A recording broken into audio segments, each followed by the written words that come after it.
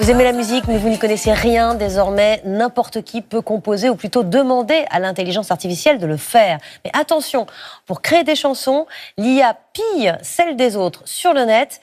Alexis Jacquet et Jean-Marie Lecartier ont testé pour vous. Aujourd'hui, j'ai décidé d'écrire une chanson. Petit problème, je ne suis pas musicien, mais journaliste. Pas de guitare ni de piano.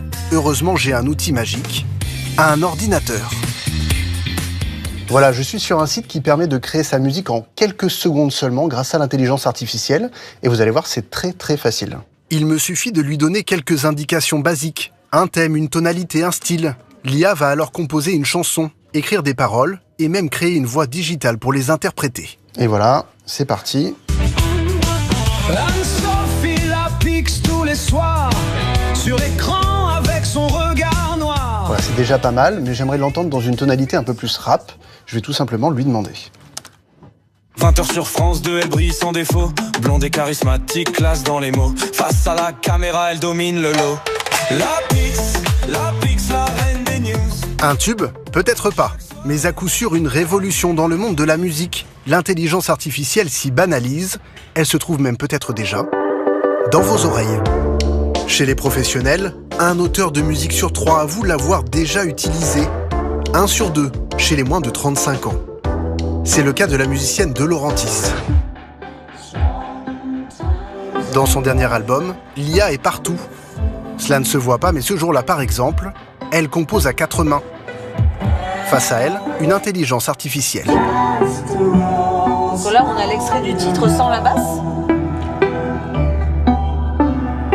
Et donc, je vais lui demander de générer tout simplement une basse sur ce titre. Ça. Une sorte d'assistant de luxe et une nouvelle source d'inspiration. C'est ludique pour moi, c'est dans ce processus-là, ben oui, je les vois comme des personnages numériques avec qui je vais comme ça interagir pendant la création et qui parfois me surprennent et des fois pas dans le bon sens, mais on va vers peut-être des sonorités qu'on n'aurait pas eues au départ. Un alter ego qui prend de plus en plus de place dans l'industrie musicale.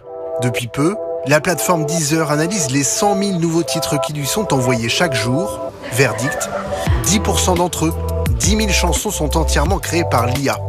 Mais une question se pose, où va-t-elle chercher son inspiration? Les entreprises de la tech entretiennent le mystère, mais la réponse est sans doute Internet. Ici, l'IA peut se nourrir à volonté de musique, de littérature, de vidéos ou d'articles de presse, sans avertir ni payer les auteurs. En France, Jean-Michel Jarre est la voix de ces artistes floués.